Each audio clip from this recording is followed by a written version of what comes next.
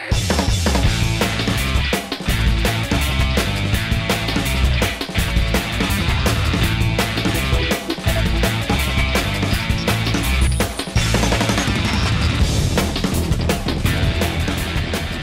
everyone, Brian Zane from Wrestling with Regret here. I just got back from Wrestlemania 31 at Levi's Stadium. It is now Sunday night at the time of this recording, and I'm here back at the hotel room. And I am pretty much on cloud nine, having experienced a great live WrestleMania event. I've said before on my show, the last WrestleMania I went to was at 19 in Seattle. This one, I think, blew that away, not only in terms of the show itself, but also my experience as a fan. I'm older now, and I get to experience more things. Levi's Stadium was a great venue, not built with the fans in mind in terms of parking and getting there, but that's a whole other story. I'm not going to go into that here. But WrestleMania 31 was a great show, great experience from top to bottom. There was really no bad point or kind of wrestle crap thing that I could think of that really happened at the show. It's one of the better ones, I think, in recent memory, and I think that's one of the biggest takeaways you can get from this. It had a lot of surprises, it had a lot of great moments, and a lot of great matches overall. So what I'm going to do is, actually I took notes. I'm that one nerd at WrestleMania who took notes during the matches, just so I could have some thoughts collected for my review of WrestleMania 31. Now I want to have a quick caveat. Obviously, this is Sunday night. Raw hasn't happened yet, and by the time this episode comes out, a lot of what I say might be very dated because we don't know where the storylines are going to go from here. So think of this episode as a time capsule. They're my gut reactions to what happened just a few hours ago. I'm not going to spend a whole lot of time speculating about what's the future going to hold, what's going to happen to this guy, what's going to happen to this title. This is just gut reactions about what I saw and what I observed from this particular show. So here we go. Let's just start with the pre-show stuff first. The tag team title match, it was the Usos, the New Day, Cesaro and Kid, and Los Matadors. That was a great match. It was very quick and frenetic and exciting. It was just the kind of match needed to get the fans who were there, because obviously it wasn't packed yet, get the fans who were there pumped up for the preceding event. Everyone got their stuff in, the spots were really exciting, everything was really fun about it. I think the Young Bucks should consider suing the company for copyright infringement because, brother, that was a super kick party, if ever there was one. But other than that, it was a very fun opener and I can't really complain. Moving on to the Battle Royal, again, it was very fun and wild and crazy, and pretty much everyone who was involved all got some kind of moment, and I think that's very important. You're not just a face in the background and no one notices you get eliminated. Everyone pretty much did something of note, and that was very impressive. I think a lot of people are probably going to complain that Mizdow didn't win despite eliminating The Miz. I think people think that the Big Show winning the Battle Royal is a waste of the Battle Royal, but I disagree with a lot of that. I think Mizdow, he got his moment by turning on The Miz and eliminating Miz. I think that's what everyone wanted.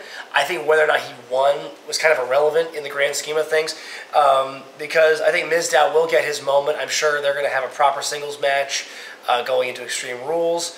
At this point, I don't think it needed to happen at WrestleMania. And since it was the pre-show and not officially part of WrestleMania lore, I don't think it's going to matter whether Mizdow got the Duke and got the win of the Battle Royal by eliminating Miz last.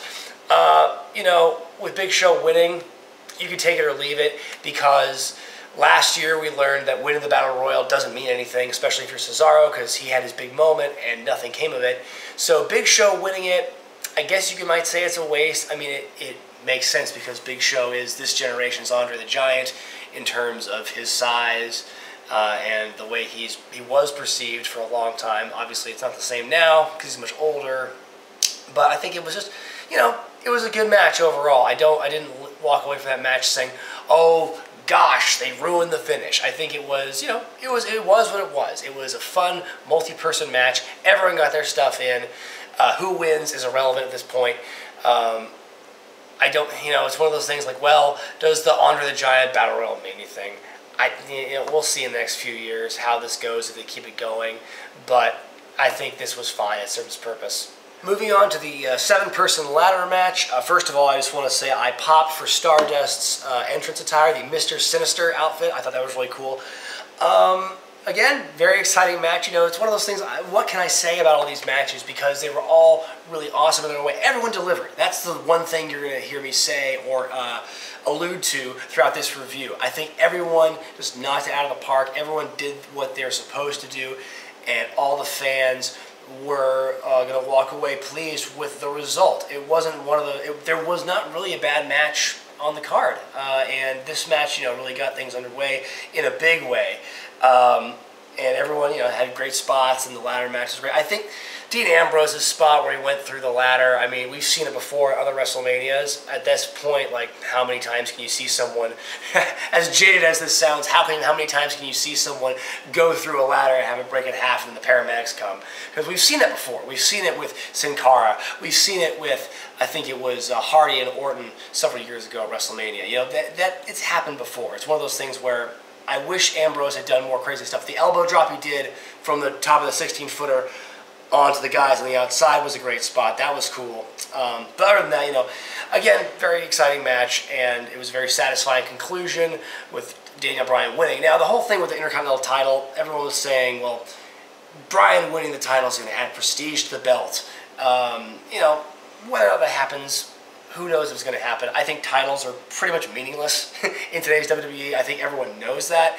I think the hope for these titles to get prestige added to them, I think is a little overrated based on what the whole general mission statement of WWE is. WWE is moments. It's not wrestling, it's moments. Daniel Bryan winning was the moment. So whether or not the title is elevated as a result of this, if Daniel Bryan has a healthy, long run with the belt, I don't think it matters in the long run. Short-term WrestleMania, him winning was the moment. Randy Orton, Seth Rollins. Again, a very good match, very solid match from two guys who know exactly what they're doing. I mean, you could talk about the build. I think they really botched the build of Randy Orton and Seth Rollins. I think when Orton came back at Fastlane, that should have been it, and Orton should have just taken off and just raised hell for the authority for Seth Rollins. But they did this thing where they kind of like, they took all the piss out of it by having him come back and be a part of the authority for a few weeks before eventually turning on Seth Rollins, which we all knew was going to happen. I think that was a very weird build, and that's the thing with this show. Before I go on, let me go off on a tangent and talk about the build to WrestleMania.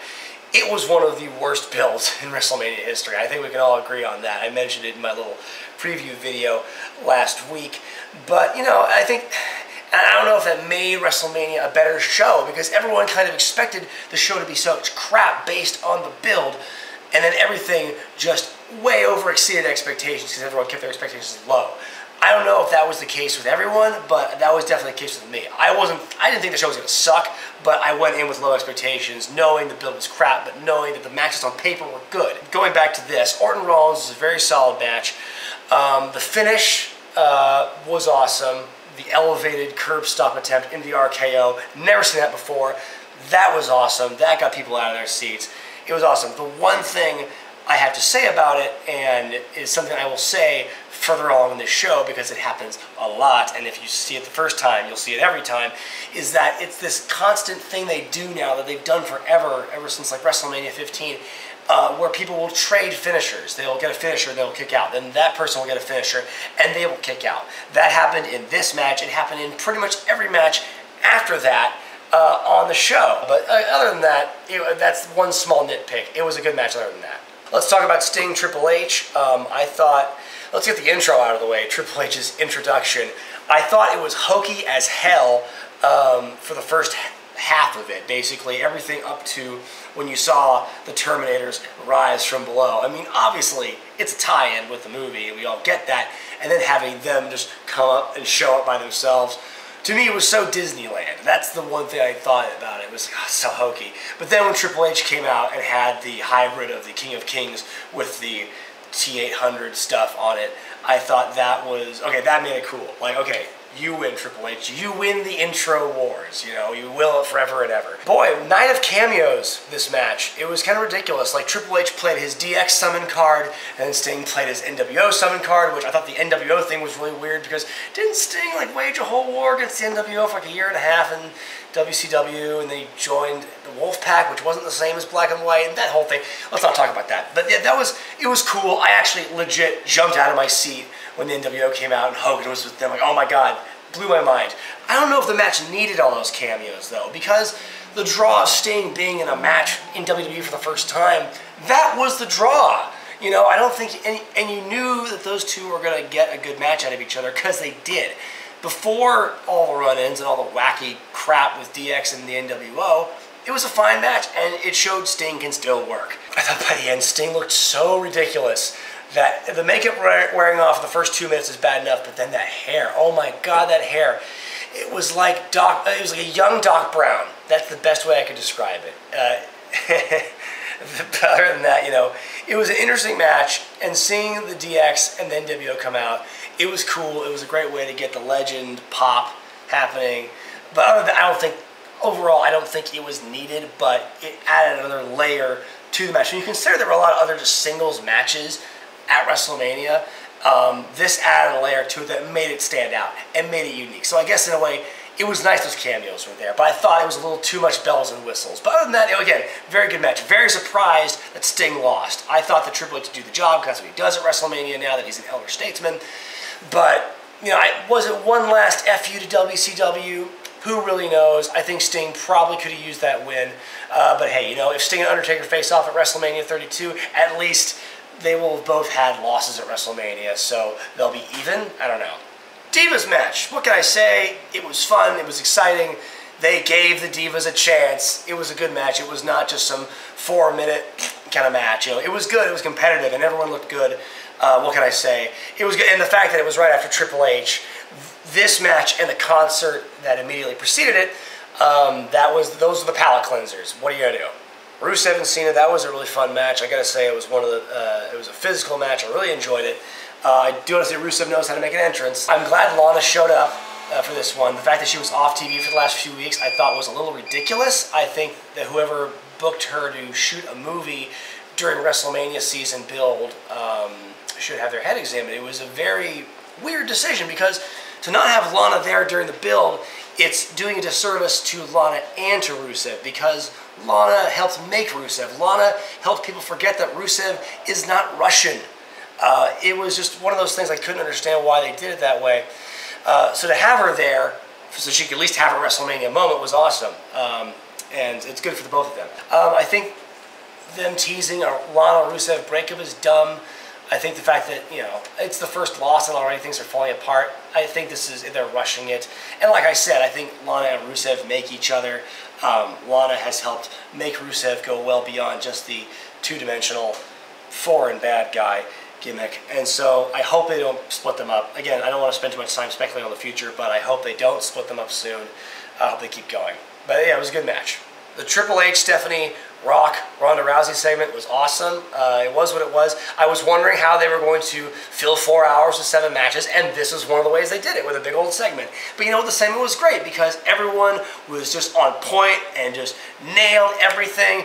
Rock was great. Stephanie, Triple H, they were all great. I think it's so funny, because a few months ago I did a whole editorial on how much UFC, mixed martial arts fans hate wrestling, and wrestling fans in particular. What were they thinking when they saw Ronda Rousey, the UFC bantamweight women's champion, the biggest face, arguably, of the entire sport right now, especially just UFC? What were they thinking when they saw Rousey not only in the front row of WrestleMania, but in the ring and getting involved with the wrestlers? Oh my God, their minds were blown. Cats and dogs are living with each other. Up is down, black is white. The one thing I thought was funny, I thought the fans were a little deflated kind of at the end of that segment, because I think people were expecting Stephanie to bump for Ronda Rousey, but instead she just kind of sold the arm, and there was this weird hip toss block thing that hurt Stephanie, and you know, that was weird. I think the fans kind of went, oh, well, where's the bump, you know? Other than that, it was a fine segment, and I think it was just one of those awesome WrestleMania moments. Undertaker, Bray Wyatt. This is another one of those things where when I first heard the rumors that this match was going to happen, I immediately kind of groaned, because it's just one of those things where I don't think you could do a good spooky wrestler versus spooky wrestler gimmick. Be that as may, the match I thought was very good. Undertaker looked on point for a 50-year-old, and considering how he looked last year, the match I thought against Lesnar was serviceable, but upon watching it again, like on a re-air, that match didn't look good at all. And this one looked great. I thought Undertaker was fine. Wyatt, worked great with him. People say Bray Wyatt needed the win. I don't know. It's one of those things like, again, it's how does this next year go? How will he be rebuilt? Will he get his heat back against other people later on? Does he ever need to win? Does Dean Ambrose ever need to win? When you're a character like that and you keep inspiring the fear in people, although then again, Kane has been jobbed out like crazy for the last few years, so him being presented as scary is no longer applicable. So Bray Wyatt definitely could have used the win. Undertaker, it's one of those things where it's damned if you do, damned if you don't. Undertaker needed the win because if he didn't win this time, well, he would have lost 2 in a row, and then everything about his character at this point would have fallen apart, because for the last 7 or 8 years, they have built his entire character around the streak, and that's gone. So what do you have left? Wyatt needed the win because he's lost a lot. So it's kind of one of those catch-22 things. Ultimately, again, WWE is not wrestling, it's moments. And Undertaker winning again was a moment, getting his win back after losing last year. So I don't know what's going to happen with Bray Wyatt, but again, it was a very fun match. Finally, let's talk about the main event. It's one of those ones where it's like, man, the build for the whole show, especially this one, really sucked. And it all boils down to the lack of physicality. The whole first half of that match, I gotta say, was really boring and frustrating. It was a combination of 2 of those things. Because it's like, okay, you're trying to build Reigns as a strong guy, and he's getting his ass kicked. So this match didn't do him any favors for the first half. Now let me say that. I was ready to throw in the towel pretty much up until Reigns' comeback. I thought it was getting ridiculous. The fact that Reigns was kicking out of all this stuff when just a few weeks before he jobbed to the Big Show. And no one cares about the Big Show, you know? And so that was frustrating to see happen. But then when he got his comeback, first I was amazed Lesnar bled. I don't know if it was hard way or if it was intentional. The fact that the cameras didn't cut away, I thought was very impressive, very good resolve by WWE. Oh, Attitude Era's coming back. Blood is there, and they're not cutting away from it. You know, but it was just one of those things where, okay, Lesnar had the weakness, the weak spot, and Reigns had all his finishers saved up, and he's hitting L1, L1, L1, L1, and knocking all the finishers out, and he's hitting Lesnar with everything he's got. And for a brief moment there, I actually thought, okay, I'm getting sucked into it now. Like, this is cool. Like, it's finally not one-sided. Reigns is looking strong. He's beating the crap out of Lesnar. Like, this is what we should have seen. And for a brief moment, I thought it was all going to be okay. And then Seth Rollins came out and then kind of shit on everything.